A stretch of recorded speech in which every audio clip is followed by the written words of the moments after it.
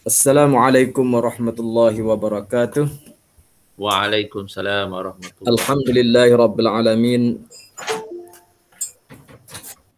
Asyhadu an la ilaha illallah wahdahu la syarika lah wa asyhadu anna sayyidana Muhammadan abduhu wa rasuluh.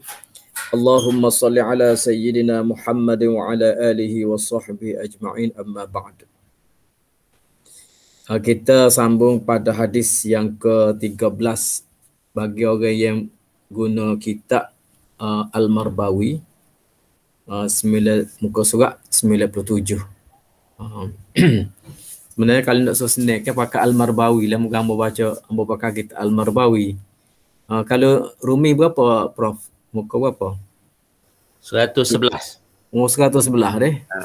Sebab Al-Marbawi ni dia ada Rumi dan ada Hak Jawi. Hamba suka pakai Hak Jawi ya. Muka surat 97. Hadis yang ke-11, hadis yang ke-13. An Muawiyah bin al-Hakami radhiyallahu anhu qala Rasulullah sallallahu alaihi wasallam, inna hadhihi as-salata la yasluhu fiha syai'un min kalamin nas innama huwa at-tasbihu wat-takbiru wa qiraatul Quran. Rawahu Muslim. Kita masih lagi membincangkan perkara-perkara syarat-syarat sembahyang. Yang mana syarat-syarat semaya ni dalam kitab ni dijagi selalu kepada perkara-perkara yang membatalkan semaya. Syarat jangan bercakap. Bila bercakap maka membatalkan sembahyang. Sama kita belajar pada pertemuan kita yang lalu. Nah, syarat kena suci daripada najis. Tapi apabila terkena najis, maka batal semaya kita. Syarat mesti menghadap kiblat. Bila berlaku dalam semaya kita tidak menghadap kiblat, maka batal semaya kita. Syarat semaya lagi, kena menutup aurat. Syarat sah semaya. Apabila berlaku di dalam sembahyang, maka batal semaya kita. Jadi hadis pada hari ini kita belajar hadis yang ke-13, An Muawiyah bin al-Hakami radhiyallahu anhu. Kita berkenalan dulu dah. Siapa dia? Muawiyah ni. Muawiyah ialah Ibnul Hakami As-Salami. Adalah dia menumpang di negeri Madinah dan terbilang ia daripada orang-orang Hijaz. Hijaz ni kalau kita tengok dalam kitab Nahwu, dia kata Hijaz ni ialah apa dah nak? Makkah, Madinah, Hamamah dan sekelilingnya. Atau dia panggil kawasan Hijaz. Hijaz. Lah ni tak ada lah nama Hijaz ni, ada Saudi lah ni, Arab Saudi. Dulu dia ada negeri, nama dia negeri Hijaz. Negeri Hijaz ni ialah mana dia? Iaitu Mekah, Madinah dan juga Hamamah dan sekeliling dia. Sekeliling apa nama ni? Mekah, Madinah dan juga Hamamah. Baik. Tetapi dia ni berada di Madinah. Dan bermula hadis itu menunjuk ia atas haram berkata-kata di dalam sembahyang. Kita baca hadis dulu dah. Kemudian kita ambil apa yang telah ditaklik, yang ditulis oleh Syekh Idris Al-Marbawi. Kata dia, qala Rasulullah sallallahu alaihi wasallam, telah bersabda Rasulullah sallallahu alaihi wasallam, inna hadhihi salata la yasluhu fiha syai'un min kalamin nas. Bahawasanya ini sembahyang. Ni semaya ni Nabi kata ni, tiada patut padanya sesuatu daripada kalamin nas, min kalamin nas, daripada perkataan ataupun cakap-cakap manusia yang tidak diizinkan di dalam sembahyang. Dia kisah yang berlaku kepada Muawiyah. Ni bukan Muawiyah bin Abi Sufyan ni, ialah Muawiyah Al-Hakam. Jadi satu kali berlaku, ada lagi hadis lagi yang menyebut tentang berlakunya satu peristiwa berlaku ke atas Muawiyah Al-Hakam. Yang mana ketika dia tengah semaya, tiba-tiba ada orang bersin. Bukan dia bersin, ada orang lain bersin. Bila orang tu bersin, dia pun kata, Alhamdulillah. Maka jawab Marwan, dia kata, Yarhamukallah. Dia kata, Yarhamukallah. Jadi, orang pakak itu berlaku ke dia. Sebab dia jadi kecek dalam semaya. Ada setengah sahabat yang tengah semaya di belakang Nabi SAW yang menepuk paha. Mengisyaratkan bahawasanya tidak boleh bercakap di dalam sembahyang. Dia jadi kecek dia tu. Sebabnya orang bersin kata Alhamdulillah. Orang bersin tu tak kecek. Dia jawab Yarhamukallah. Mudah-mudahan Allah Ta'ala merahmati engkau. Setelah orang itu mengucap segala puji bagi Allah ketika dia bersin. Baik. Dia panjang cerita dia ni ya. Cuma selesai daripada semaya tadi, Nabi sebut Nabi royak. Sebab kata dengan apa nama ni Muawiyah, dia tidak pernah berjumpa dengan seorang guru sebelum dan selepas ni. Kecuali Rasulullah SAW, iaitu lepas semaya tu dia tidak marah. Dia tidak marah. Padahalnya Muawiyah bercakap-cakap dalam semaya, yang mana bercakap-cakap dalam semaya jika sengaja batal dah semaya dia. Tapi Rasulullah SAW tak marah. Ni orang jadi tok guru, orang jadi cikgu ni. Dia tak boleh marah. Marah lagi anak murid dah. Kalau mengajar di sekolah boleh kira lagi. Pelajar-pelajar terpaksa kena mari. Kalau mengajar masjid sekolah kita ni, ataupun mengajar online game ni enggak. Kalau tok guru backing, live pakat live group ataupun live daripada Google Meet dah backing, mengajar backing. Jadi Nabi tidak marah kepada Muawiyah. Tapi Nabi kata, Nabi kata, inna hadhihi salata la yasluhu fiha syai'un min kalamin nas. Bahawasanya ini sembahyang tiada lulus, yasluhu yang tiada lulus ataupun tiada patut padanya, tiada patut di dalamnya, di dalam semaya tadi, syai'un sesuatu. Apa dia sesuatu tadi? Min kalamin nas, daripada kalam ataupun percakapan kata-kata manusia. Tak boleh kecek. Dalam semaya tak boleh berkecek. Kita tengok nota kaki ni dah. Dan bermula hadis ini menunjuk ia hadis ini atas haram berkata-kata di dalam sembahyang. Hadis yang kita belajar hari ni kata Syekh Al-Marbawi, hadis ni menunjukkan haram kita berkata-kata di dalam sembahyang. Kita berkecek-kecek di dalam sembahyang. Mana berkeceknya? Berkecek Marwan ni Muawiyahnya ialah dia kata yarhamukallah. Bila orang tu bersing, Alhamdulillah orang tu bersing, dia kata yarhamukallah. Yang membatalkan semayanya ialah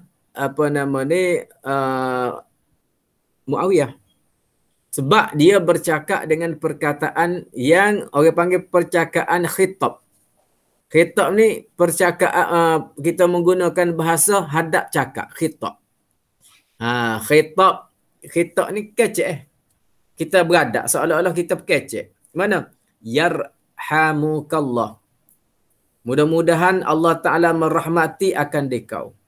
Ka atau perkataan engkau tu, yarhamuka, ka tu ialah dia panggil satu adat, satu alat, satu huruf yang kita gunakan untuk khitab. Satu huruf yang kita gunakan untuk berhadap cakap. Engkau. Engkau. Sebab tu selain daripada yarhamukallah, dalam hadis ni yang berlaku kepada Muawiyah ialah apabila dia kata yarhamukallah.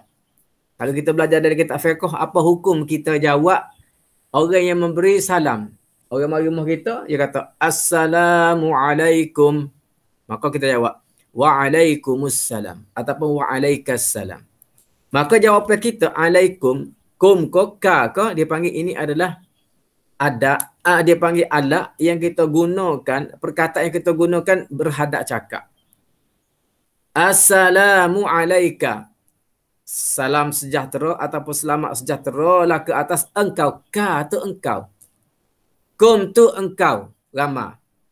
Yarhamuka, ka itu adalah engkau.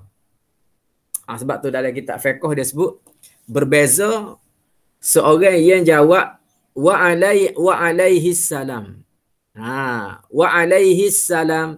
Itu tidak membatalkan semaya. Kenapa? Dia tidak menggunakan perkataan ka yang menunjukkan hadak cakap. Tak menggunakan satu huruf yang menunjukkan dia bercakap. Wa alaihi salam. Wa alaihi salam, dan ke atasnya kita tahu. Ke atasnya, bukan ke atas engkau. Kalau kata kau ni kita kecek dengan orang tu. Assalamualaikum. Dia kata, Assalamualaikum. Selamat sejahtera ke atas kamu. Kita baca, Waalaikumsalam. Waalaikum. Orang tu dia wisalah, dia berada di luar semaya. Tak ada masalah dia tu kong pun. Kita di dalam sembahyang, kita pun jawab Waalaihissalam. Bila kita jawab Waalaihissalam, ada ulama mengatakan tak batal kerana tidak menggunakan perkataan hadak cakap. Tidak menggunakan ka ataupun kum, tetapi menggunakan nyahu. Hi wa alaihissalam, dan ke atasnya. Nya mana tak tahu siapa dia. Dan ke atasnya, bukan kecek dengan dia, bukan beradak, bukan jawab dia. Tak, kita rayak. Kita saja kita wa alaihissalam. Baik. Jadi sini dia kata, dan bermula hadis ini menunjuk ia hadis atas haram berkata-kata di dalam sembahyang. Habis itu dah. Maka siapa-siapa dia berkata-kata yang berkecek di dalamnya di dalam sembahyang. Yang berkata-kata di dalamnya di dalam sembahyang. Berkata tu setara mana? Dengan jahil akan haramnya. Kalau jahil. Dengan jahil akan haramnya. Bila gitu tiada batal sembahyangnya. Tak batal semaya. Macam apa yang berlaku kepada Muawiyah bin Al-Hakam ni, maka tidak membatalkan sembahyang. Walaupun perkataan dia tu batal dah. Walaupun dia kata yarhamukallah, sebenarnya batal dah. Sebabnya memang khitab dah. Dia berkecek dah yarhamukallah. Tetapi kerana dia jahil, maka tidak batal sembahyangnya. Tak batal sembahyang dia. Sebab tu orang teka kan, seorang jadi terimam dan beberapa orang makmum semaya alik belakang, termasuk seorang mu'alaf semaya tepi sungai. Kan ajak gemak tak? Tiba-tiba ikan nakak. Bila ikan nakak, kata dengan mu'alaf tu, dia kata, becahnya ikan. Becahnya ikan. Kejut dia. Mu'alaf kata. Sebelah tu kata, jiran dia kata, batas maya kecek. Jiran tu pula kata, mu tu kecek tu. Batas maya. Terimam kata, aku sore tak kecek. Berapa orang batas, berapa orang tak batas maya? Berapa orang batas, berapa orang tak batas maya? Jawabnya, hak yang tak batalnya ialah mu'alaf tadi sebab dia jahil. Apabila dia semaya tepi sungai, ikan nakak dia berkata besarnya ikan. Kata-kata dia, terkejut dia tadi dengan keadaan jahil dia. Sebab tu dia kata besarnya ikan, dia tak tahu hukum bercakap-cakap di dalam sembahyang itu batas maya dia. Orang yang kedua batas sebab apa? Dia kecek dia ayat ke mu'alaf tu. Batas maya kalau kecek. Dia kata batas maya kecek. Dia kecek juga. Orang yang ketiga pula kata, mu kecek juga tu. Mana dia tahu kata batas maya. Sebab dia kata kepada kawan tu, mu kecek juga tu. Maka terimam kata, aku sore tak kecek. Terimam tahu dah dia, kalau kecek batal. Jadi dia pun, dia kata pula, aku sore tak kecek. Baik, kita tengok sini dah.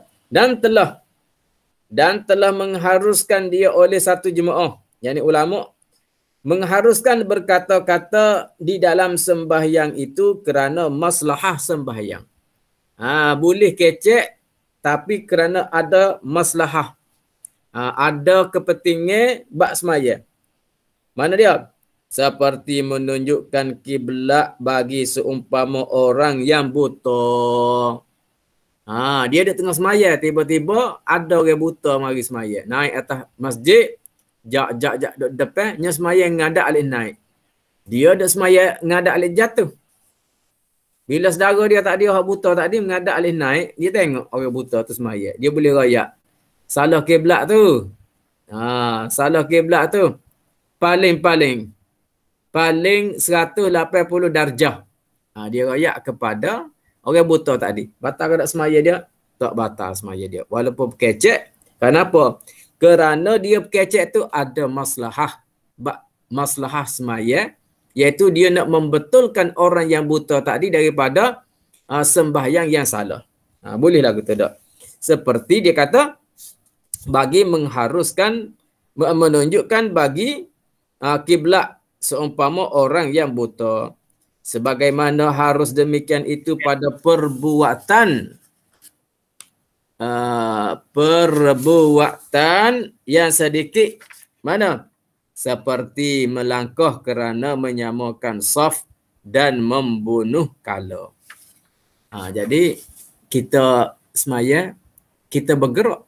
Tapi dia panggil ada maslahah. Ada maslahah iaitu pergerakan kerana memenuhkan saf. Tak batal semaya. Ataupun dia semaya. Ini dia buat contoh seumpama. Kecek tadi tidak membatalkan semaya. Seperti membunuh kala.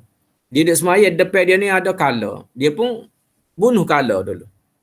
Dia bunuh kala hak ia ada depan dia tadi. Dia ambil potong kayu, dia katok ke lagu mana ke.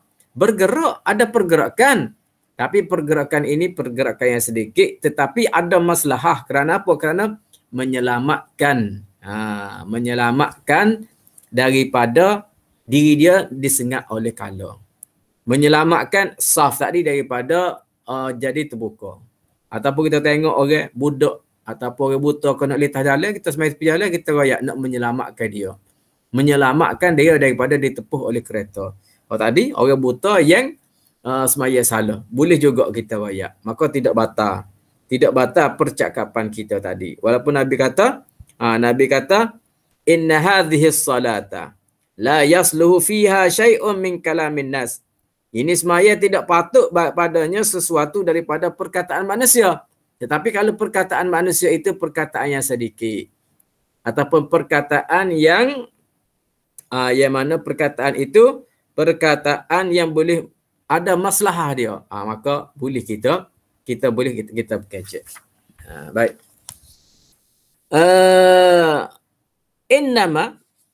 Innama huwa tasbihu wa takbiru wa qiraatul Quran.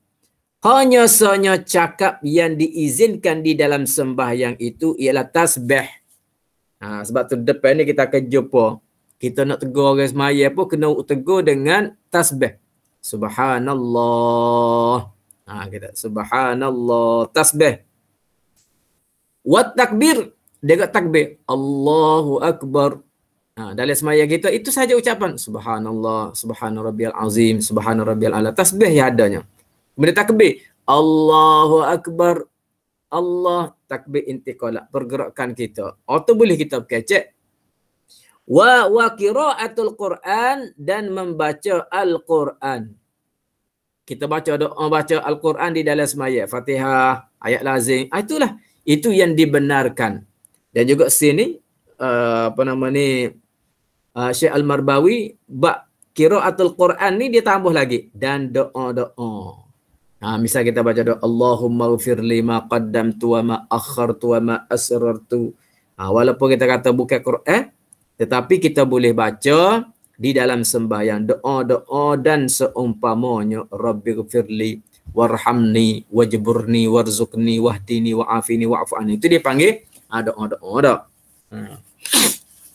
Bahkan dalam kitab I'anatul Talibin, doa, apabila sebut doa dak, Al-Marbawi dia sebut doa.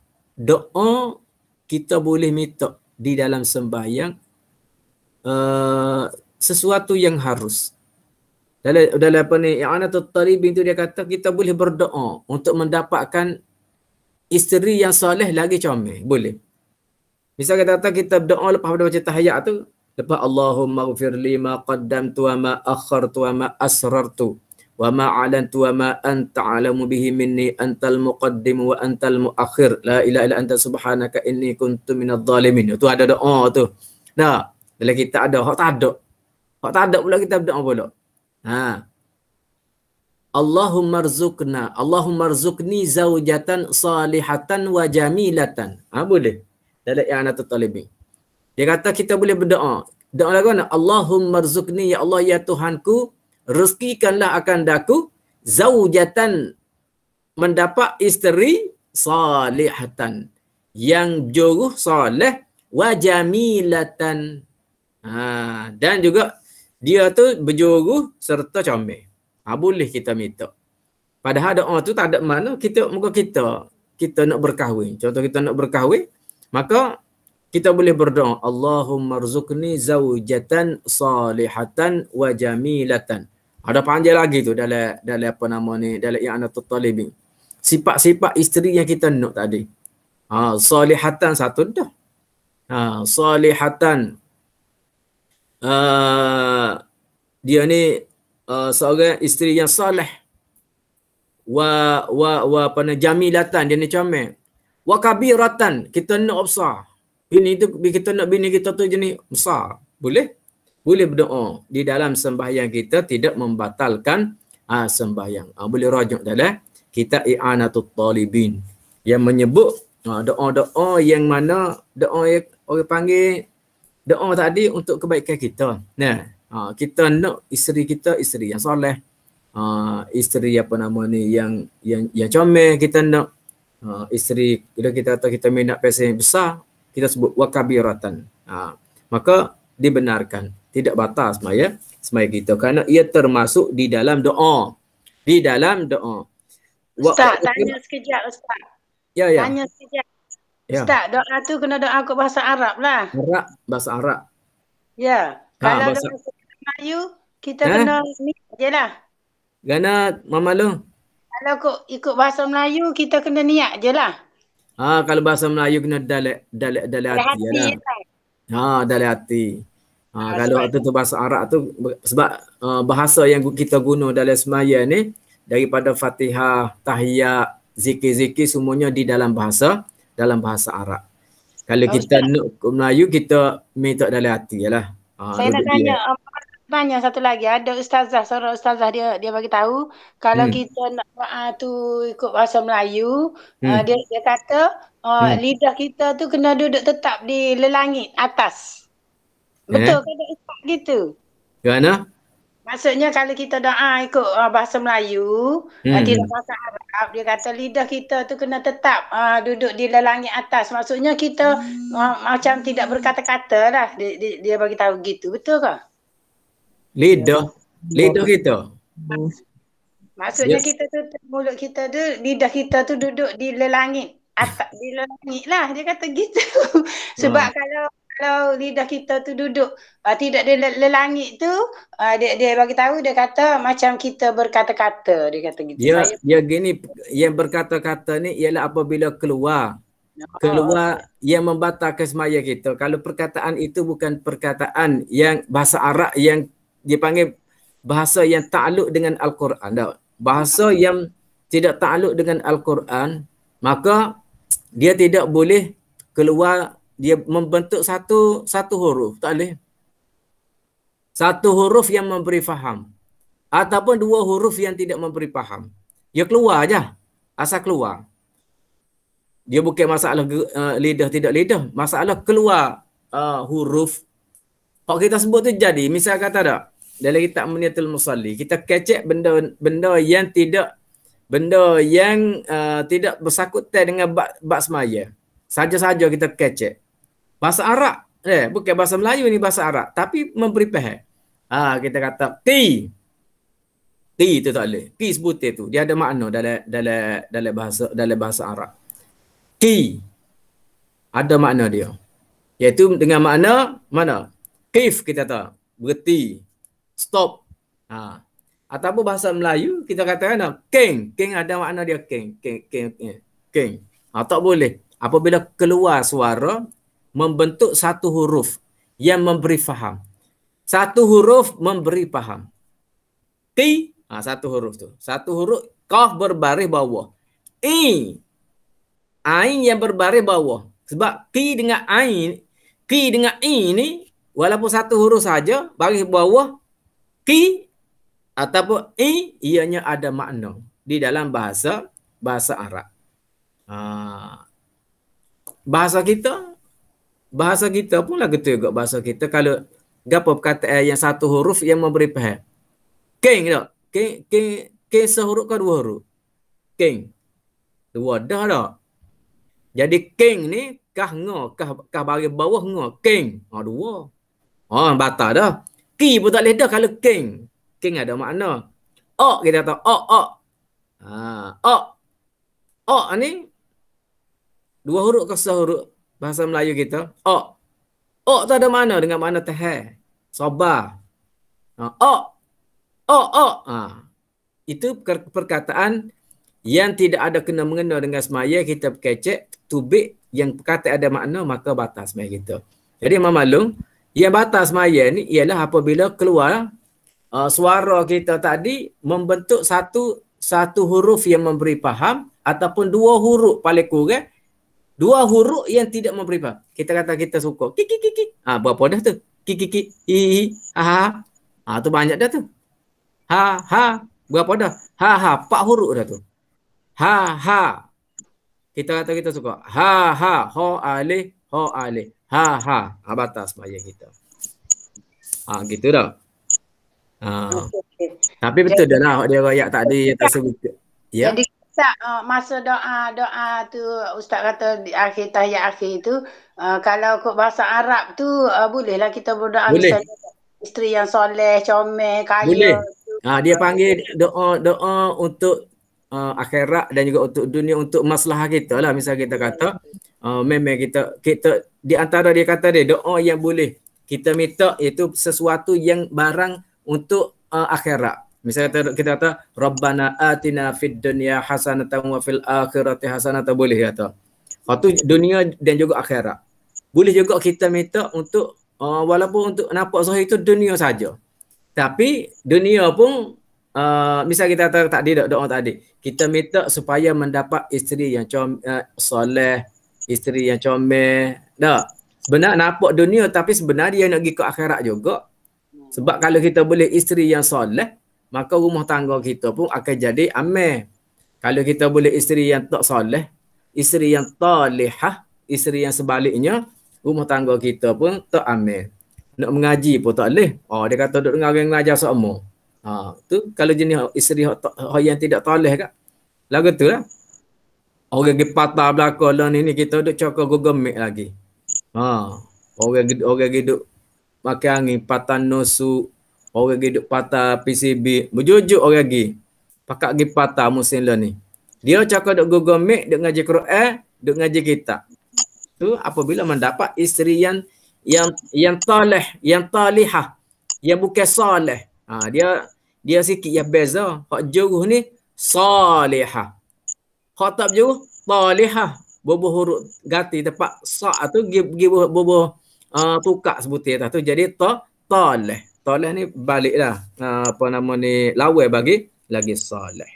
Terima kasih Ustaz. Sama-sama maklum. Okey. Rawahu Muslim, diriwayatkan dia oleh Muslim. Habis hadis yang ke-13. Kita masuk hadis yang ke-14 pula. Wa an Zaid bin Arqamah radhiyallahu anhu annahu qala inna kunna lanatakallamu fi salati ala ahdi Rasulillah sallallahu alaihi wasallam.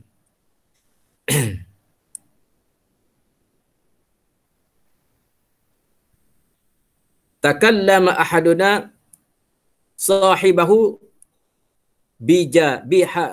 bihajatihi hatta nazalat hafidhu ala salawati was salatil wusta wa qumu lillahi qanitin fa umirna bis sukuti wa nuhina anil kalami. Muttafaqun alaih wal lafzu li Muslim. Au kama qala. Baik. Ini satu hadis diriwayatkan daripada sahabat Nabi yang bernama Arkam, Zaid bin Arkam radhiyallahu anhu.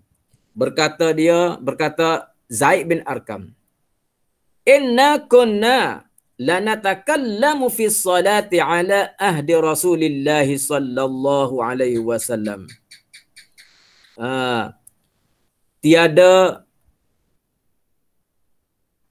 Tiada kami berkata-kata di dalam sembahyang pada masa hidup Rasulullah sallallahu alaihi wasallam. Kemudian berkata-kata seorang daripada kami akan taulannya dengan hajaknya hingga turun ayat kira-kira maknanya hafizu ala salawati wassalatil wusta. Berkata-katalah seorang daripada kami akan taulannya. Ini cerita berlaku Zaid bin Abi Al-Arqam. Zaid bin Arqam menceritakan bagaimana berlaku satu peristiwa di masa Nabi sallallahu alaihi wasallam yang mana ada sahabat yang bercakap-cakap dengan seorang taulan dia ataupun sahabat dia, saing dia dalam semaya. Dia kecek tu ada hajat ada. Dia kecek tu ada hajat ada. Bihajatihi. Dia kecek tadi dengan ada hajat. Maka ketika tu hatta nazalat, maka turunlah sehingga turunlah ayat kira-kira maknanya apa dia? Hafizu ala salawati wassalatil wusta. Peliharalah oleh sekalian kamu atas sembahyang dan sembahyang asar. Wa qumu lillahi qanitin, dan berdirilah sekalian kamu kerana hal keadaannya taat. Fa umirna bisukuti. Dan kami pun disuruh akan kami diam, dan wa nuhina anil kalami, dan kami ditegah akan kami daripada berkata-kata perkataan yang tiada diizinkan di dalam sembahyang. Jadi arahan ni nombor satu mula-mula sekalinya turun ayat Quran yang menyebut hafizu ala salawati. Jagalah kamu, peliharalah oleh kamu akan sembahyang kamu. Satu, semaya kena jaga. Hafizu bukan setakat mengerjakan semaya, tetapi kena jaga. Dia beza mengerja dengan jaga. Mengerjakan semaya. Demo semaya ke? Saya semaya. Zuhur semaya, semaya. Asar semaya. Ngeri Isya subuh. Semaya. Jaga ke tak? Jaga dalam dua lagi. Sebab tu dalam ayat Tuhan sebut hafizu ala salawati. Jagalah olehmu akan sembahyang-sembahyang. Semua semaya kita tu kena jaga belaka 5 waktu. Lagu mana jaga semaya? Orang jaga semaya lepas pada sembahyang yang pertama bercita-cita dia nak semaya yang kedua. Tu orang jaga semaya. Maka hati dia tu duk teringat nak semaya yang kedua. Nak semaya. Dia semaya subuh hari ni. Kita tadi kita semaya subuh. Kemudian hati kita ni duk terhati-hati nak semaya zuhur pula. Lepas semaya zuhur hati kita terhati-hati nak semaya asar pula. Lepas semaya asar kita terhati-hati nak semaya maghrib pula. Begitulah seterusnya. 5 waktu sehari itu hati kita sentiasa terhati-hati nak semaya. Bila masuk waktu ataupun sebelum masuk waktu lagi kita bersiap sedia lagi. Kita bersiap sedia untuk pergi semaya, untuk menunaikan sembahyang. Sama ada masjid ke, semaya rumah ke. Maknanya kita ni bersiap. Itu dia panggil jaga. Dia panggil hafizu. Jagalah, peliharalah olehmu akan sembahyang-sembahyang kamu. Kalau semaya subuh pukul 7, semaya zuhur pukul 4, semaya asar pukul 6.30, 6.45. Orang tak panggil jaga lagu tu. Orang lagu tu, orang panggil hanya orang panggil semaya aja. Mengerjakan sembahyang sahaja. Awak mengerjakan semaya? Ya, saya mengerjakan semaya. Pukul berapa awak semaya subuh? Saya semaya subuh pukul 6.45 pagi. Awak mengerjakan semaya, bukan jaga semaya lagu tu. Pukul berapa semaya Zuhur? Saya semaya Zuhur pukul 4. Asar pukul berapa? 4:10 minit. Oh, awak hanya mengerjakan sembahyang tetapi awak tidak termasuk di dalam golongan orang yang hafizu ala salawati. Jagalah, peliharalah olehmu akan sembahyang. Wassalatil wusta dan terutama sekali. Wassalatil wusta dan sembahyang asar. As-salatil wusta semaya wusta, semaya tengah. Jadi semaya tengah ni al-wusta ni ulama mentafsirkan iaitu sembahyang asar. Subuh dalam sehari semalam ada 5 waktu. Subuh, Zuhur, duk alik ni. Maghrib, Isya. Subuh, Zuhur ni siang dah. Dia panggil semaya waktu siang. Walaupun subuh tu gelap lagi tapi orang panggil siang dah. Sebab puasa bermula dengan siang hari, bermula dengan subuh. Subuh, Zuhur, semaya siang 2. Maghrib, Isya. Dak alik ni pula, tepi alik ni pula 2. Maghrib dan Isya, semaya malam. Ada satu semaya di tengah, iaitu sembahyang asar. Maka ini dia panggil salatul wusta. Sebab tu dalam Quran ni dia sebut hafizu ala salawati, jagalah, peliharalah kamu akan sembahyang kamu. As-salawat tu jamak, iaitu sembahyang. Kena jaga belaka semua sekali, semaya kita kena jaga belaka. Kemudian ada hak penting ni iaitu wassalat. Ni satu je, wassalati, bukan salawat. Wassalatil wusta dan sembahyang wusta, semaya ada tengah. Gapo dia semaya wusta tu? Iaitu sembahyang asar. Semaya asar ni kena jagalah. Sebab semaya asar ni orang balik. Orang balik kerja pukul 4:30, 5:30 balik dak. Pak, dia ada 3 waktu dak. 4:30, pukul 5, 5:30. Tu di antara orang panggil zon orang balik kerja. Orang ambil pukul pukul 7:30, dia akan balik 4:30. Orang ambil 7:45, dia akan balik pukul 4:45. Orang ambil pukul 8, balik pukul 5. Orang ambil pukul 8:30, balik pukul 5:30. Antara 4:30 sampai pukul 5:30 ni adalah waktu asar, waktu yang mana orang berebut. Orang berebut, kalau kita kata orang kerja Kota Baru, orang berebut di jambatan Sutrajaya Pasir Bekar. Orang kerja Kuala Lumpur, tu dia tahulah suasana lagu mana jamnya jalan dia. Di apa nama ni, orang semaya, orang duk Kuala Lumpur ni, tepat jam ni, kalau tak jaga molek semaya asar boleh jadi tinggal ataupun terlewat. Ambo pergi Jakarta ke, jalan dia jam sungguh. Jalan jam. Orang ambo nak pergi ke tempat Syekh Nuruddin di Bogor daripada airport. Kita tengok jalan tu, sepanjang jalan daripada airport tu sampai ke Bogor tu, daripada kita tolak sebelum asar, sampai lepas Isya, waktu tu pendek. Kalau kira jarak tak jauh, tapi jam. Jam. Nak putih semaya. Nak putih semaya. Dia abang kata, saya semaya, saya tak apa dah, saya semaya Zuhur dengan asar dah, saya jamuk dah. Saya semaya jamuk dah. Selesai dah. Kata dengan driver ambil ambo tu, dia kata, saya tak jamuk lagi. Sebab jarak tidak sampai 2 marhalah. Maka saya tidak jamuk lagi. Maknanya saya semaya Zuhur dah tak ada asar. Nak semaya asar. Lagu mana nak semaya asar? Jalan jam ni. Lekat duduk tengah. Nak pergi kat depan tak boleh. Nak undur pun tak boleh.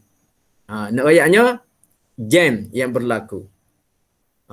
Maknanya orang duduk di bandar-bandar besar, memang biasa dah berlaku jam. Jadi hanilah yang dalam kitab ni dia sebut, dia kata jaga wassalatil wusta dan jaga semaya hada tengah. Hak tak ada bandar, hada kampung, petang ni main bola. Kalau kampung hamba ni main bola. Dia turun tu awal lagi turun. Dia turun rumah tu awal lagi tak semaya asar lagi. Lepas tu gak semaya asar lewat. Lepas main bola dekat-dekat dengan maghrib. Dia cucuk. Kadang-kadang dia pakai qada je. Pakai qada antara semaya asar dengan maghrib. Maghrib dengan isya. Satu orang email tu dia ayat khambar. Dia kata dia nak tak jawatan, nak berhenti jawat, tak sebagai jawatan tu email. Bapa? Nama tanya bapa? Dia kata berasa nak jawab depan Tuhan esok lagu mana, dia kata. Budak-budak muda kampung dia, orang kampung dia tu tak ramai pergi jemaah. Kemudian hak muda-muda main bola. Main bola, lepas main bola klik duk minum teh. Duk minum teh di apa ni kedai kampung tu sampai dekat Isya baru balik. So kau mari masjid, semaya pun dia kata memang itulah. Maya tegak cucuk. Asar, maghrib, Isya. Kadang-kadang asar dengan maghrib dengan isyak. Jadi ni dia panggil semaya yang wassalatil wusta. Jadi amal ayat kalau tu email letak jawab teh berat lagi kata. Tak ada tu email pula. Ni tu email nampak dah masalah orang kampung tu email. Iaitu gapo dia? Iaitu semaya tu. Maya asar cucuk dengan maghrib ataupun maghrib dengan isya. Ni kita kena cari jalan lagu mana. Bicara dengan ahli jatuh kuasa, pergi kedai tu ke amoyak, pergi kedai tempat hotel email ayat tadi, bicara lagu mana. Waktu maghrib tutup. Maknanya budak tidak berkumpul dah di kedai kita. Mana kita kalau tu email nak pergi sore boleh jadi semeh ajak AJK cari orang hak tu kedai tu malu ke lagu mana. Kita baca cara nak beranak duduk sekapung. Sebab nak selamat belaka, nak masuk syurga belaka. InsyaAllah dah. Jadi satu. Kemudian, waqumu lillahi qanitin dan berdirilah. Waktu dari segi penjagaan ataupun kita jaga waktu semaya. Ayat seterusnya, waqumu lillahi qanitin dan berdiri sekalian kamu kerana Allah keadaannya taat. Ini ayat supaya kita sentiasa berada di dalam ketaatan dan juga kita semaya dalam keadaan khusyuk. Kita berdiri di hadapan Allah Subhanahu Wa Taala itu dalam keadaan qanitin, iaitu kita ni tetap sini dia terjemuh dalam keadaan taat. Iaitu dalam keadaan taat, dan ada juga yang sini ni disebut tentang bagaimana kita bila kita berdiri di hadapan Allah, bila kita semaya kita dalam keadaan qanit ini itu dengan keadaan tetap anggota, tetap hati dengan keadaan khusyuk. Inilah orang panggil ketaatan yang sebenar apabila kita semaya. Kemudian fa umirna bisukut. Ambil ini. Ini perkataan yang Allah Taala larang daripada bercakap-cakap. Hadis tadi menyatakan bagaimana diceritakan, Zaid menceritakan semasa dia tu ada orang yang berkecek. Dia berkecek dalam semaya. Walaupun dia berkecek tu adalah kecek yang ada hajat, tapi di sini Allah Taala melarang daripada bercakap. Fa umirna bisukuti, maka disuruh akan kami. Diam, duduk dia. Jangan kecek. Wa nuhina anil kalam, dan juga kami ini ditegah. Kami ditegah daripada berkata-kata akan perkataan yang tiada diizinkan di dalam sembahyang. Jadi start tu ayat hafizu ala salawati was salatil wusta wa qumu lillahi qanitin. Maka mulai daripada tu maka sahabat-sahabat tidak dibenarkan lagi berkata-kata. Bukan setakat berkata-kata, bila kita berkata-kata, mulut kita berkecek lagu lain, keluar dah daripada keadaan kita semaya. Bila kita berkata-kata. Anggota mulut kita ni kecek. Kecek tu dia boleh bawa zikir kita bukan lagi zikir kepada Allah. Sebabnya Nabi kata, dalam semaya, ada di atas tadi, innama huwa tasbihu wa takbiru wa qiraatul Quran. Bila berkecek, dia keluar daripada tasbih, dia keluar daripada takbir, dan dia keluar daripada membaca Al-Quran. Dia kecek dia adalah. Mulut tak boleh jaga, anggota dia tak boleh jaga, maka automatik hati dia tidak khusyuk. Maka disuruh kami tadi bisukuti dengan diam. Jangan berkecek. Kalau nak berkecek tasbih, takbir, wa qiraatul Quran, tak apa, itu diizinkan. Wa nuhina anil kalam, dan ditegah kami ini daripada bercakap-cakap. Daripada kalam yang tiada diizinkan di dalam sembahyang. Hadis muttafaqun alaih wal lafzul Muslim. Hadis ini bersetujuan atasnya riwayat Bukhari dan Muslim, dan lafaz ini bagi Muslim. Baik. Hadis yang ke-15. Wa an Abi Hurairah radhiyallahu anhu qala Rasulullah sallallahu alaihi wasallam at-tasbihu lirrijali wat-tasfiqu lin-nisa'i. Diriwayatkan hadis daripada seorang sahabat Nabi yang bernama Abi Hurairah radhiyallahu anhu kata Abu Hurairah telah bersabda Rasulullah sallallahu alaihi wasallam. Apa sabda Rasulullah? At-tasbihu lirrijali wat-tasfiqu lin-nisa'i. Tasbih itu bagi orang-orang laki-laki dan tasbih. Apa makna tasbih? Tepuk tangan. Tepuk tangan bagi orang perempuan. Ni tasbih. Ni gini. Tasbih ini menepuk tangan, iaitu kita buka jari tangan, jari kiri, kita buka jari kiri, kemudian kita menepuk dengan kita buka, ni panggil tapak tangan kiri, kemudian kita tepuk dengan jari kanan kita, belakang jari kanan. Kau ni ke belakang. Ke kiri tak gini. Ni tasbih. Maknanya tangan kanan belakang, tangan kiri kita buka, kita pun tepuk. Itu dia panggil tasfiq. Wat tasfiqu lin-nisa, dan menepuk tasbih ataupun menepuk tangan. Tepuk tangan bagi orang perempuan. Ni apabila kita berlaku, kita nak tegur ada kesilapan. Sama ada terimeh, semaya tadi lebih rakaat ataupun kurang rakaat. Kalau kita makmum lelaki, kita yang berada di belakang, kita kata subhanallah. Subhanallah. Bagi orang Tina tak boleh. Orang Tina tak boleh kata subhanallah. Maka dia tasbih. Dia menepuk tangan sahaja deh. Ada pernah berlaku tu hamba semaya. Baru ni pun cerita dah deh. Ada satu balas hamba berhenti semaya. Terimeh tu dia lebih rakaat. Maka ada makmum dekat sebelah hamba ni. Dia kata subhanallah. Terimeh pun bangun. Allahu akbar. Subhanallah. Bismillah. Baca Fatihah dia. Bismillahirrahmanirrahim. Alhamdulillahi rabbil alamin. Subhanallah. Tak payah terimeh. Kalau dari kiri yang berapa kata? At-tahiyyah. Baru berhenti baca Fatihah. Kemudian terimeh pun turun. Maknanya, subhanallah tadi dia tak faham. Subhanallah, tasbih ni hadis Nabi rakyat ni. At-tasbihu lirrijal. Tasbih, yang ni subhanallah. Kita tegur, makmum tegur terimeh dengan ucapan tasbih ataupun subhanallah. Kena rakyat at-tahiyyah baru turun. Ini berlaku sungguh ni. Berlaku, ambo sendiri dia. Ambo duk tengok. Ambo senyap tak kata apa. Tak kata subhanallah, tidak kata at-tahiyyah. Orang sebelah hamba balik kiri ni kata at-tahiyyah. Tepat turun dia. Terimeh apa sebut at-tahiyyah.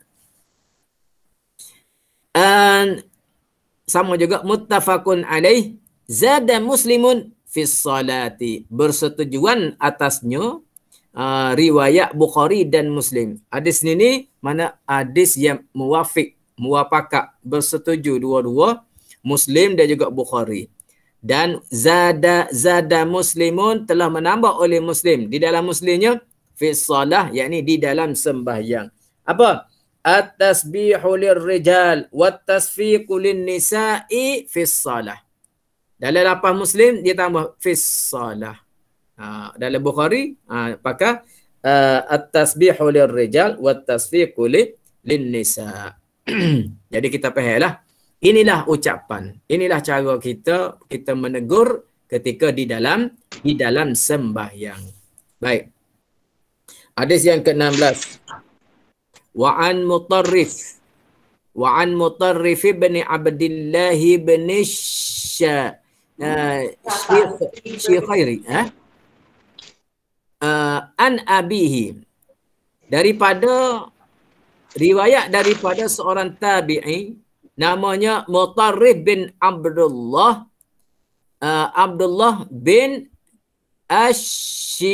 Asy-Syikhairi. Asy-Syikhairi. Mutarrif bin Abdullah. An abihi. Daripada bapaknya. Daripada bapaknya.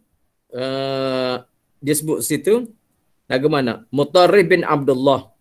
Adalah Mutarrif itu tabi'i.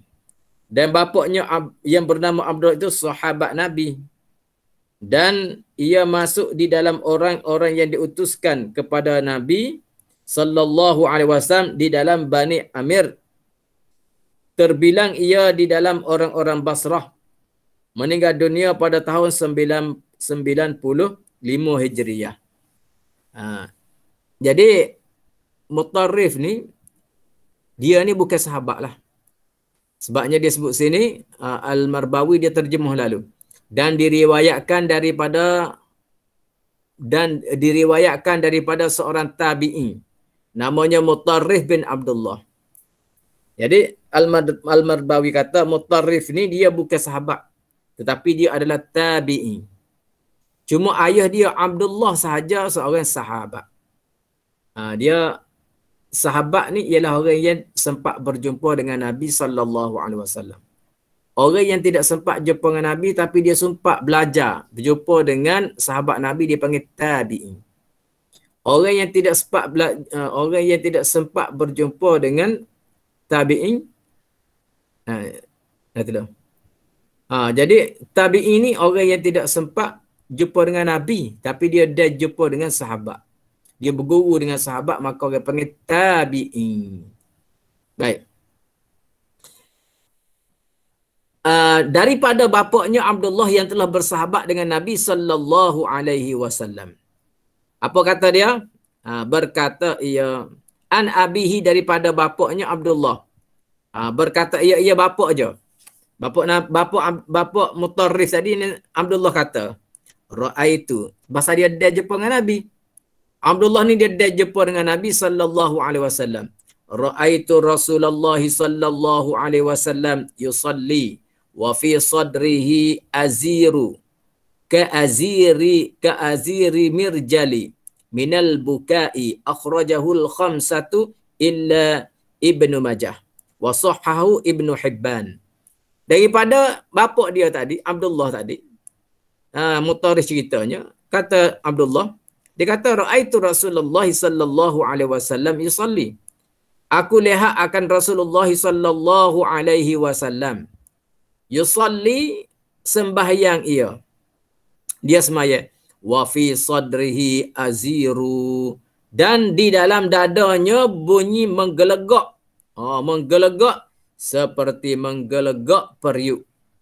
Bunyi gelegak dalam dada Nabi sallallahu alaihi wasallam. Gapo dia gelegak dia tadi tu? Minal bukai, daripada menangis. Jadi sini kita nak caranya, batal kau tak semayanya. Kalau dia teriak bunyi dalam dada, dia duduk apa namanya, bukan betul bit suara. Bunyi dalam dada. Yusalli wa fi sadrihi, di dalam dadanya. Dalam dada Nabi itu, kata dengan Abdullah, dia lihat bunyi seperti bunyi gelegak, seperti air menggelegak. Maknanya bunyi, tapi bunyi dalam dada. Bunyi dalam dada tidak keluar ke mulut ni, maka tidak membatalkan sembahyang dia. Jadi telah mengeluarkan dia oleh 5, melainkan Ibnu Majah, dan mengatakan sahih oleh Ibnu Hibban. Selagi tak tubik, tidak membatalkan sembahyang. Ini hanya bunyi di dalam dada sahaja. Hadis yang ke-17, wa an Ali radhiyallahu anhu qala, kana li min Rasulillah sallallahu alaihi wasallam madkhalani, fakuntu idza ataituhu wa huwa yusalli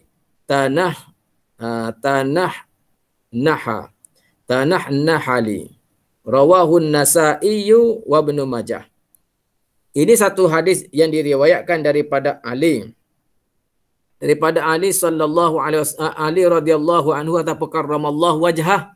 Siapa dia Ali ni? Menantu Rasulullah yang bernama Sayyidina Ali radhiyallahu anhu. Apa kata dia? Kata Ali, kana li min Rasulillah sallallahu alaihi wasallam madkhalani.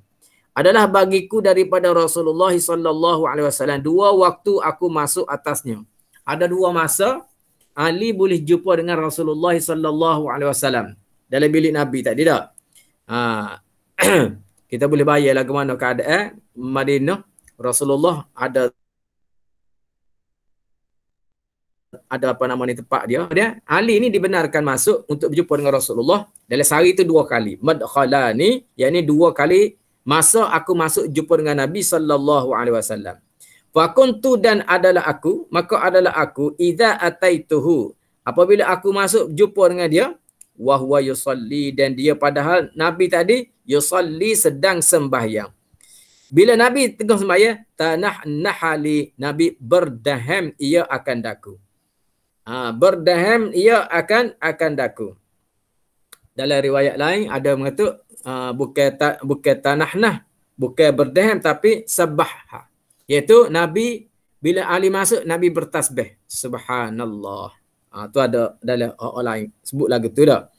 Jadi sini nak rayaknya berdaham itu tidak membatalkan sembahyang. Jadi ulama kita dalam kitab-kitab Syafi'iyah pula dia sebut berdaham ni yang tidak batal sembahyang apabila tidak nyata satu huruf yang memberi faham ataupun 2 huruf yang tidak memberi faham.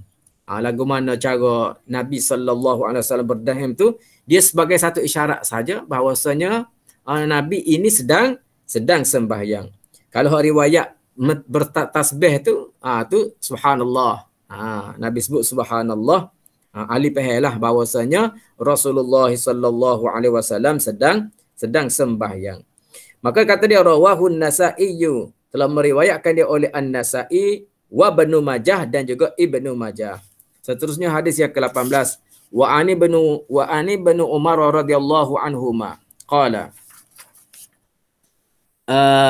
qultu li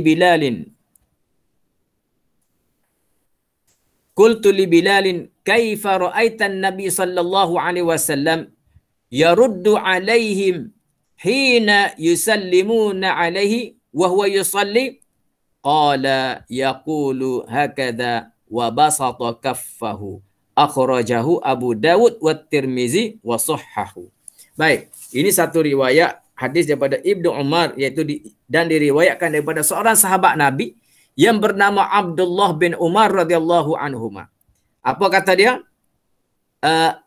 Qultu li Bilal, aku berkata kepada Bilal, iaitu tukang Nabi sallallahu alaihi wasallam. Apa aku kata? Kaifa ra'aitan nabiyya sallallahu alaihi wasallam yaruddu alaihim hina yusallimuna wa huwa yusalli. Lagu mana mu tengok?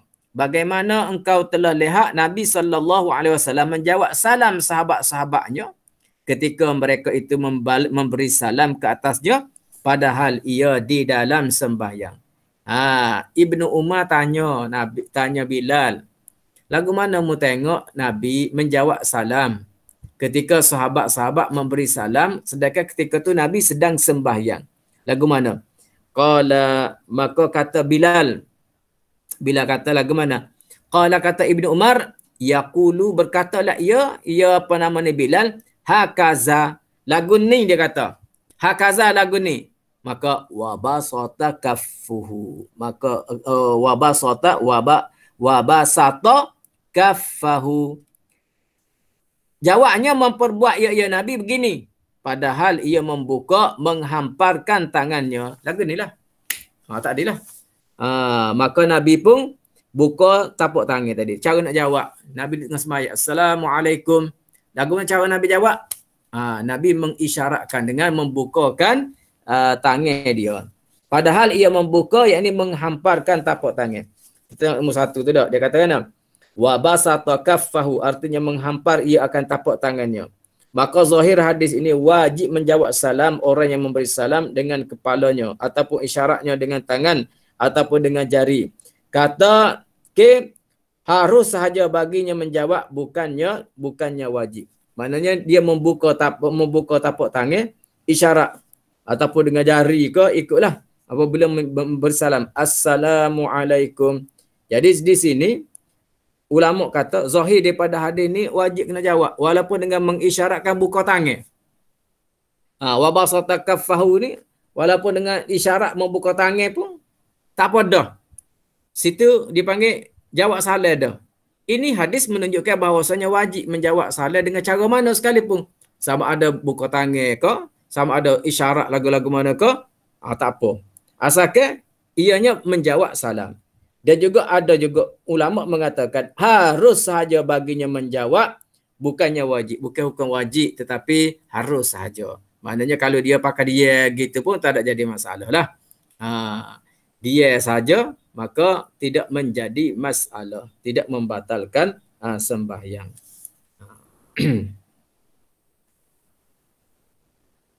Dia apa ni ada dalam kisah Isra' Mi'raj tu, seorang yang bernama Juraid.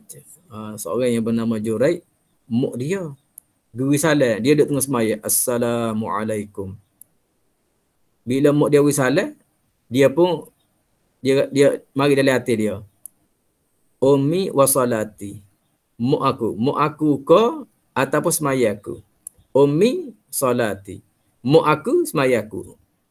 Dia berasa semaya dia tu lebih besar lagi. Dia pun teruskan semaya. Mak dia pun kelik. Mak dia mari pula. Ummi, Assalamualaikum. Ummi, salati juga.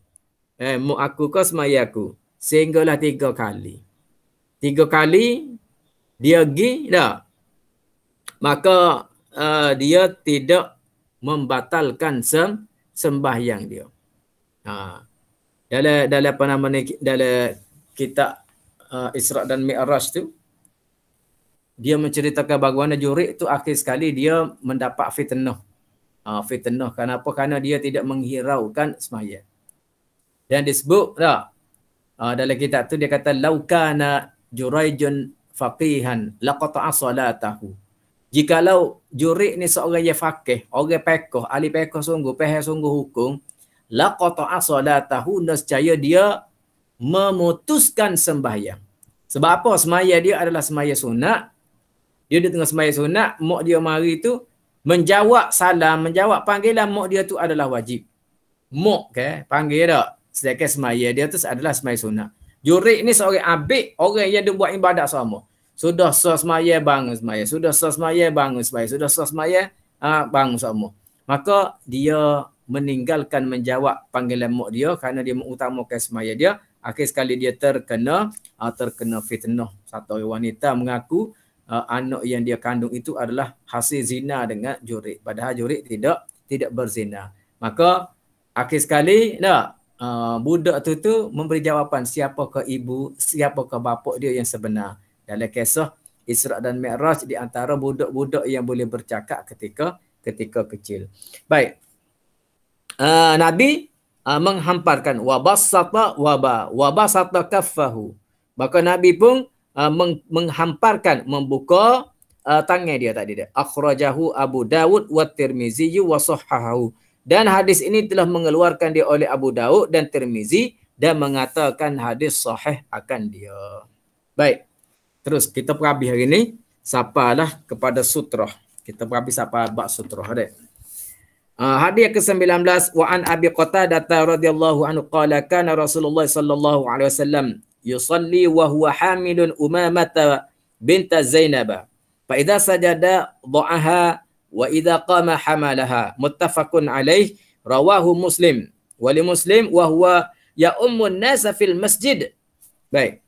Hadis yang ke-19 menceritakan bagaimana pula perkara yang membatal ataupun tidak batal sembahyang. Dan diriwayatkan daripada seorang sahabat Nabi yang bernama Abi Qatadah radhiyallahu anhu. Kata Qatadah, kana Rasulullah sallallahu alaihi wasallam yusalli. Adalah Rasulullah sallallahu alaihi wasallam sembahyang ia wa huwa hamilun Umamah bint Zainab. Dan dia ni Nabi sallallahu alaihi wasallam padahal ia menanggung cucunya yang bernama Umamah binti Zainab. Zainab anak dia namanya Umamah. Itu dia tu. Umamah binti Zainab. Zainab itu ialah ibu bagi Umamah. Dan Zainab itu puteri bagi Rasulullah sallallahu alaihi wasallam. Dan suami Zainab nama dia Abul As bin Ar-Rabi'. Bapa kepada Umamah binti Zainab itu telah meninggal dunia Zainab pada masa hayat bapaknya Rasulullah pada tahun 8 Hijrah. Zainab ni adalah Zainab ni iaitu anak kepada Nabi. puteri Nabi SAW yang meninggal sebelum daripada wafatnya Nabi. Nabi wafat tahun 10 Hijrah. Zainab wafat pada tahun 8 Hijrah. Baik. Jadi anak dia, anak Umamah dengan bapaknya yang bernama Abul As tadi, Nabi ni dia suka main dengan budak tak? Dia main dengan cucu dia. Ketika dia semaya, dia hamilun, dia menanggung. Dia menanggung cucu dia yang bernama Umamah. Tak tahu lagu mana Umamah ni manja dengan Nabi. Naik gendong kau, dukung kau lagu dia tengah semaya, Nabi tengah semaya. Apabila Nabi lagu mana? Dia tadi ada depan lagi tak? Fa idza sajada, ada depan sikit. Fa idza sajada, apabila Nabi sujud, wada'aha, bila Nabi sujud meletak ya Nabi akad Umamah. Wa idza qama hamalaha, dan apabila berdiri dia ambil pula, dia menanggung, dia dukung pula, dia kekong pula Umamah tadi. Nak sujud payah, nak dukung lagu mana? Dah. Umamah tadi, dia ambil Umamah, dia letak.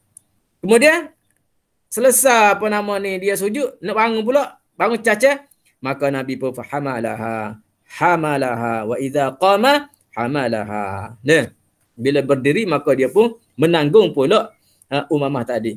Wali Muslim, dan di dalam Muslim pula kata Muslim, wa huwa ya ummun nasa fil masjid, padahal ia menjadi imam orang-orang, yakni bagi sahabat-sahabatnya di dalam masjidnya, masjid Nabi. Ni sahabat-sahabat tengok sendiri bagaimana Nabi SAW dengan cucu dia. Kita tak boleh setara tu dengan cucu ni dah. Tak boleh kita ni. Nabi ketika sujud dia tak. Lepas pada tu dia ambil dukung pula cucu dia Umamah tadi. Hadis yang ke-20 pula. Hadis yang ke-20, wa an Abi Hurairah radhiyallahu anhu qala uqtulul aswadaini fis salati al-hayyatu wal aqraba akhrajahul arba'atu wa sahhahu Ibnu Hibban. Dan diriwayatkan daripada seorang sahabat Nabi yang bernama Abi Hurairah radhiyallahu anhu.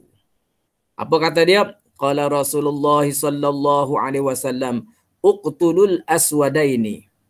Bunuhlah, Nabi kata, bunuh oleh sekalian kamu akan dua yang hitam di dalam semaya. Maka tak ada masalah kalau kita semaya pun, kalau kita takdirnya terpaksa membunuh dua perkara, dua yang hitam tadi. Apa dia?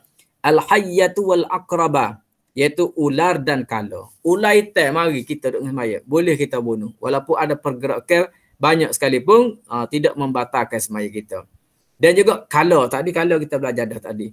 Kala, lipai merah tak? Kala hak hitam. Kala, mari nak itu kita, tempat maya kita boleh bunuh dia. Walaupun ada pergerakan, maka tidak membatalkan sembahyang kita. Akhrajahul arba'atu wa sahhahu Ibnu Hibban, telah mengeluarkan di hadis ini oleh 4 orang. Dan mengatakan hadis sahih oleh Ibnu Hibban. Apabila kita syarat semaya, insya-Allah pada pertemuan yang akan datang, kita belajar pula bab apa yang panggil sutrah semaya. Sutrah lagu mana? Sutrah penghadang ketika kita sedang sembahyang. Nak sembahyang tu kena ada sutrah. Sama ada dengan kayu ke ataupun dengan kain ke, dengan sejadah ke. Lah ni alhamdulillah musim PKP ni ada sutrah belakang sembahyang, bawa sejadah belakang lagi. Sutrah tu tak boleh duduk litah kosi. Apabila orang sembahyang ada sutrah. Insya-Allah kita akan belajar bab sutrah pada pertemuan kita yang akan datang. Wallahu a'lam bis-shawab wa ilaihil murji'i wal ma'ab. Terima kasih Ustaz. Assalamualaikum warahmatullahi wabarakatuh. Waalaikumsalam. Kerana Mama Lu hari ni tak ada kelas hari ni? Hari ni tak ada kelas hari ni. Tak ada kelas hari ni. Terima kasih Ustaz. Ustaz Mari. Mama Lu sihat ke?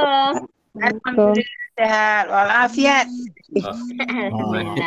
Waalaikumsalam. Okey. Sehat belakang. Ada soalan ke? Soalan? Ada soalan kau?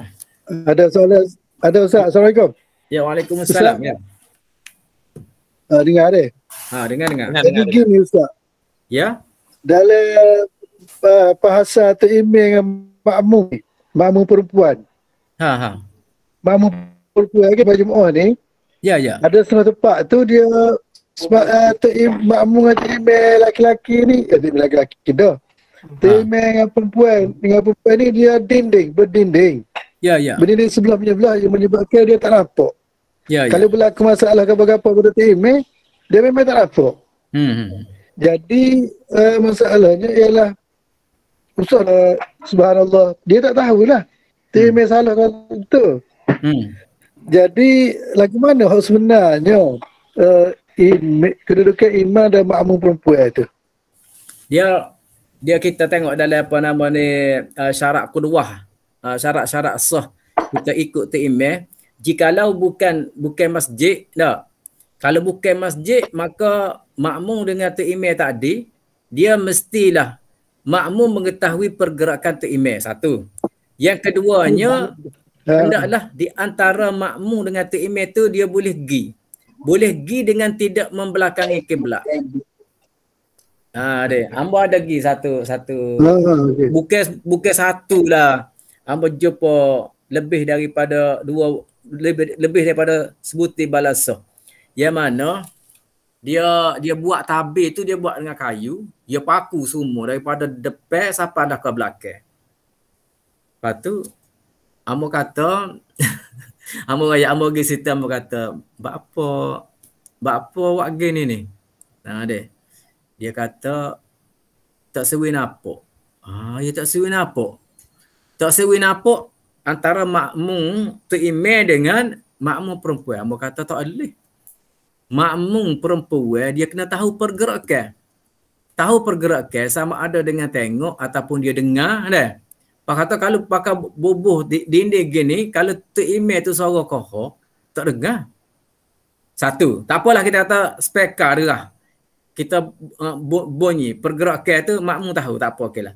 Satu lagi syarat kedua di antara laki-laki makmum tu imam dengan makmum ni, apabila bukan masjid. Ni bukan masjid ni amoi ni. Apabila tempat tu musalla ataupun balasah yang bukan masjid, maka orang yang antara makmum dengan tu imam tu dia boleh pergi mari tu dengan tidak membelakangi kiblat.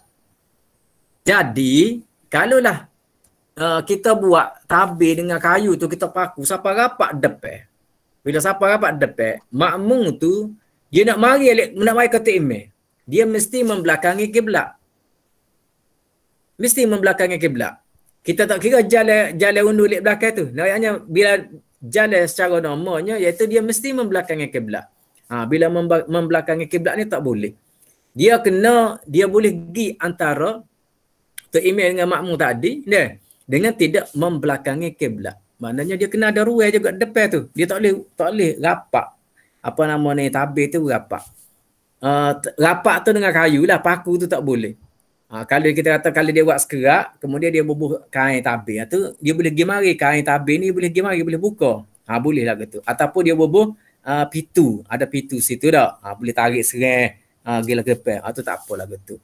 Adapun kalau masjid, pertama dia kena tahu pergerakan tu imam dengan makmum. Tu atau mesti dah. Kemudian dia boleh pergi mari. Boleh pergi mari yang mana walaupun kalau kita kata kalau dia tak boleh pergi mari gitu pun tak apa. Asalkan jangan dipaku. Kalau dipaku tak boleh. Kalau dikunci, diselok tak apa lagi kalau masjid. Masjid dengan masjid. Tu imam duduk dalam masjid, seperti kita tahu masjid kita ni deh. Masjid mana-mana ni lah kita tak, ataupun kita tengok ada setengah masjid tu dia buat tempat muslimah. Rapat gitu juga.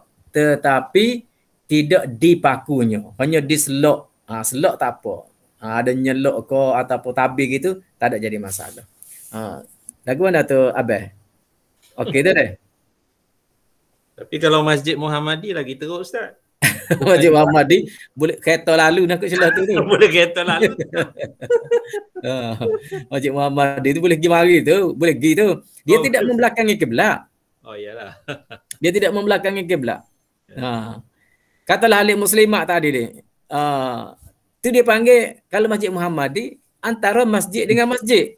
Bila antara masjid dengan masjid tak ada masalah. Oh ya. Walaupun diselok, katalah ada kadang-kadang jemaah muslimat dia semaya tadi dia selok belakang.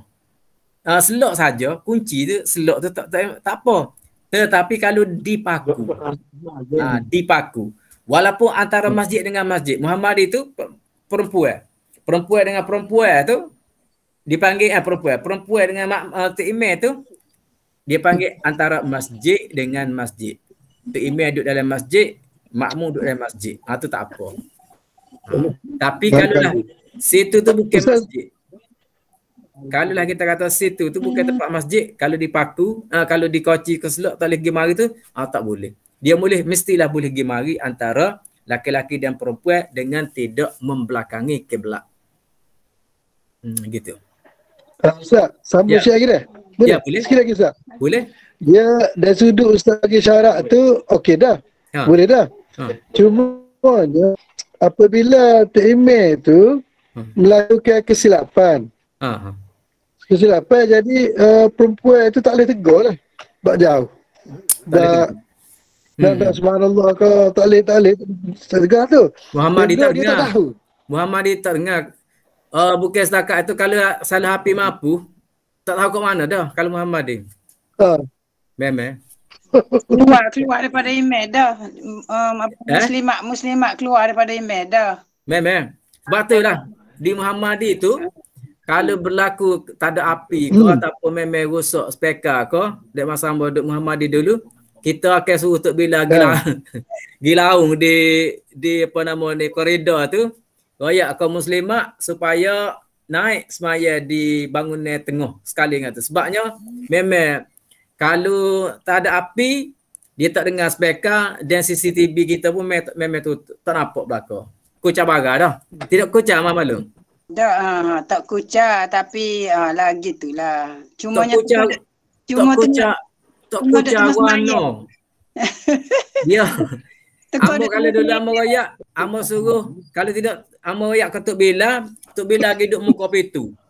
Tok Bila pergi duduk muka pintu tu bila amo kata Allahu Akbar, Tok Bila kata Allahu Akbar. Nak suruh dengar. Tapi kita paheda. Kita memang sudah faham lah bila keadaan berlaku gitu bukan sokmo sekali-sekala je, reda je lah. Ya. Tak boleh reda rasanya, kita kena faham fiqh dia. Kena faham. Maknanya makmum ni kedudukan makmum dengan Tok Imam, dia mesti mengetahui pergerakan Tok Imam. Pergerakan Tok Imam. Sebab tu ada berlaku dia. Dalam kitab fiqh tu dia sebut masalah Abu selalu sebut dah man fit tasyahudin wiqtalat. Orang yang semaya dia menyangka Tok Imam dia tu maknanya sangkaan makmum dengan sangkaan makmum tu salah. Misalnya dia faham Tok Imam tadi duduk baca tahiyat awal, sedangkan Tok Imam bila api mampu dia semaya cepat, dia tinggal tahiyat awal. Nah, dia tinggal tahiyat awal. Api mampu, dia tinggal tahiyat awal. Lepas pada duduk bagi dua sujud tu naik, sepatutnya dia baca tahiyat awal. Tetapi dia terus membaca Fatihah. Makmum pula suka. Dia duduk tahiyat awal. Sebab itulah dia antara dua tu kena tahu. Tapi dalam kitab fiqh dia kata sekiranya ketika api mampu tu dia tak tahu dah. Dia tak tahu kedudukan tu. Khabar-khabar api hidup tu tengok-tengok dia tengok Tok Imam dia rokok dah. Kau makmum pun boleh bangun daripada tahiyat awal, dia boleh pilih sama ada untuk menjadi masbuk ataupun muafiq. Sama ada dia nak baca Fatihah ataupun dia terus rokok. Maknanya semaya dia tu sah lagi. Semaya dia tu sah sebabnya pada kebiasaannya dia tahu kedudukan, cuma ketika tu dia tak tahu disebabkan api mampu dan sebagainya. Tapi hak lebih baiknya sebelum kita semaya tu biarlah kita tu yakin bahawasanya kita ni akan mengetahui pergerakan Tok Imam.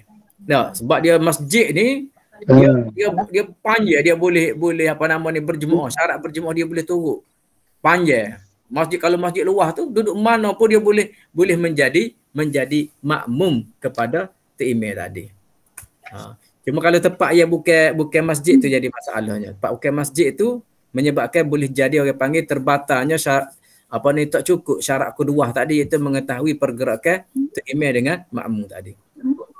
Pasal lagi dah. Apabila satu jarak, kalau dekat sekalipun dia ada pula satu syarat, janganlah apabila kita nak bergerak daripada tempat makmum ke tempat Tok Imam tadi, dengan satu pergerakan yang melampau. Dia panggil dalam kitab fiqh dia panggil perbuatan yang fahisyah ataupun perbuatan yang jahat. Perbuatan yang melampau iaitu terpaksa kena lakoh. Kena lakoh. Orang panggil kaki kita ni duk gini. Ada mau tengok satu tempat tu dia semaya, rumah dia tepi balasah. Dia turut tu email atas balasah. Yang berkata tak boleh ni. Pasalnya demo ni daripada balasah dia nak jaket pergi kamu demo ni kena apa ni, kena lakoh tu lakoh luah. Tu tak boleh juga tu. Apabila antara tu email dengan walaupun dia dengar, walaupun dia tahu pergerakan, dia dengar speaker, tetapi pergerakan dia nak kata email tadi dia terpaksa kena lakoh, kena selok kain. Jauh tak boleh juga tu. Tu kita tengok dalam nanti habis ni kita belajar bab semaya semaya jemaah. Hukum dia panggil syarat qudwah, syarat mengikut makmum mengikut email tadi. Lagu mana keadaan. Sebab kita tengok boleh tengok pergerakan. Kita boleh tahu dah dengan bunyi, tetapi apabila satu pergerakan yang melampau di antara imam dengan makmum juga tidak boleh dikira sebagai berjemaah, tidak sah kita berjemaah. Gitu. Kalau tempat tidak masjid lah. Kalau masjid tu tak apa. Kalau masjid tu dalam masjid tak ada masalah. Okay. Jadi Kak Tok Imek, masuk Masjid Muhammadi tu bila kita tak dengar, bila tengah-tengah semaya tu kita tak dengar, jadi puak-puak kita muslimat ni bakal keluar daripada email lah semaya sendiri dah lah jadi. Otak berkata rugi tu Mama Long. Banyak kayak gitu ke, jadi kat dia semaya keluar daripada email sebab tak dengar dah. Tak dengar dia mikrofon semua. Dia kalau mikrofon rosak awal memang ambo suruh Tok Bila lagi duduk di muka pintu. Ni tengah-tengah semaya. Tengah semaya hak api mampu biasa. Tak ada arah lah. Sebabnya kita nak suruh makmum tu mesti tahu pergerakan. Pergerakan tu imam. Batu orang jadi tu imam, dia tak boleh nak jadi sama panjang. Allahu Akbar. Allahu Akbar. Allahu Akbar. Makmum di belakang tak tahu gapo sebenarnya, pergerakan gapo dia sebenarnya. Kalau kita bangun Allah, biar panjang sikit Allah. Makmum pun tahu. Ni mestilah dia ni daripada duduk lepas sujud nak naik kepada rukun yang kedua sebab panjang. Allahu Akbar. Panjang sikit tu supaya makmum di belakang tu faham pergerakan tu imam. Bagi orang yang tak nampak pergerakan tu imam. Okey. Okey tak? Terima kasih. Kita jumpa lagi. Kita baca doa dulu tak? Ya. A'udzubillahi minasyaitonirrajim. Bismillahirrahmanirrahim. Alhamdulillahirabbil alamin. Wassalatu wassalamu ala asyrafil anbiya'i wal mursalin wa ala alihi wa sahbihi ajma'in. Allahumma ighfir lana dhunubana wa liwalidina warhamhum kama rabbawna shighara. Allahumma ighfir lil muslimina wal muslimat wal mu'minina wal mu'minatil ahya'i minhum wal amwat. اللهم فقهنا في الدين وعلمنا التأويل. اللهم فقهنا في الدين وعلمنا التأويل. اللهم فقهنا في الدين وعلمنا التأويل. ربنا آتنا في الدنيا حسنة وفي الآخرة حسنة وقنا عذاب النار. وصلى الله على سيدنا محمد وعلى آله وصحبه أجمعين والحمد لله رب العالمين.